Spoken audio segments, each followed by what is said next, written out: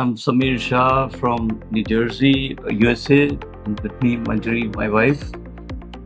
અને અમે લોકો ક્યાંના ક્યાં આવ્યા, પણ જાણીને આવ્યા, અજાણ્યા નથી આવ્યા.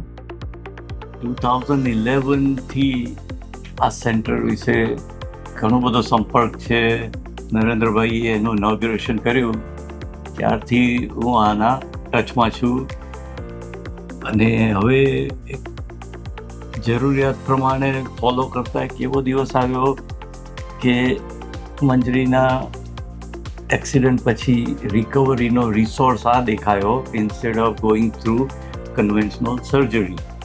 કે કરેક્શન થતે, સોલ્યુશન આવતે, પણ પછી ડિવાઇસીસ ઇનપુટ શરીરમાં રહે, મોબિલિટી અટકી જાય. એને બદલે જો ઇન situ ડેવલપ થઈ શકે તો that was the approach to look for stem cells. અને જે આશાએ ત્યાંથી નીકળેલા એના કરતાં વધારે રિઝલ્ટ સારું આવ્યું, બિકોઝ આખો સ્ટાફ છે એ એટલો બધો અકોમોડેટિંગ છે. અમે લોકો તો જેટ લેગમાં આવ્યા, અડધું સમજ ન પડે, બીજું કલ્ચરલ ડિફરન્સ. અમેરિકા અને ઇન્ડિયામાં ખાલી મોડા જ ઇન્ડિયન છે ને, પણ બધું કલ્ચર તો ભૂલાઈ ગયું છે. એટલે આ લોકોએ અમને સાચવી લીધા અને દરેક જગ્યાએ નાના નાના સ્ટેપ્સ કે જે અત્યારે હવે ઇનોસન્ટ લાગે છે પણ એ દિવસે તો અઘરા લાગતા હતા. As far as the treatment is concern, stem સેલનો સાયન્સ તો મેં બહુ સ્ટડી કર્યું, પણ એ પણ ખબર પડી કે એમ્બ્રિયોનિક સેલમાંથી નીકળીને આપણે એડિપોઝ ટિશ્યુ પર જઈએ તો રિએક્શન રેટ જ જતો રહે છે. સો થવાનું તો છે જ સારું, પણ વિથ ટાઈમ રિઝલ્ટ આવવાનું જ છે. એટલે એ કોન્ફિડન્સ લેવલ પર અપ્રોચ કરીએ ને તો ટાઇલેનોલ ઇફેક્ટ શોધવાની જ નથી.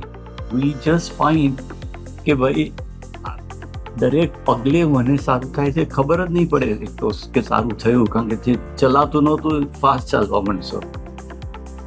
અહીંયા દુખતું તું ભૂલી જશો કે ભાઈ દુખતું હતું, કારણ કે અંદરથી જ રિજનરેશન થઈ રહ્યું છે. મારા નાનકડા નોલેજમાં ખબર છે કે આખું શરીર રિજનરેટ થતું જ હોય છે. આ તો આપણે એને એક વાઇટામિન આપ્યું કે જેને આપણે સ્ટેમ સેલ નામ આપ્યું. So we are on the right path.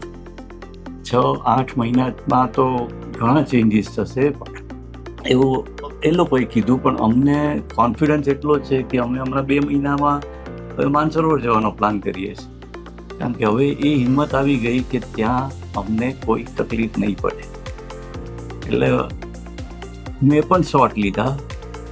મારું રિએક્શન થોડું ઓછું સમજ પડે, કારણ કે એવું કોઈ આમ ડ્રાસ્ટિક ઇસ્યુ નહોતા, પણ લાગે છે કે ઓલરેડી આમ જોઈન્ટ્સ લૂઝ થયા છે, ચાલવામાં આમ ગેટ ઓછી થઈ ગઈ છે. This are all good science. એટલે ક્વોલિટી ઓફ લાઈફ જો ઇમ્પ્રૂવ થાય તો એનાથી વધારે શું જોઈએ છે? આપણે કંઈ પણ દવા લઈએ તો ક્વોલિટી ઓફ લાઈફ માટે જ છે.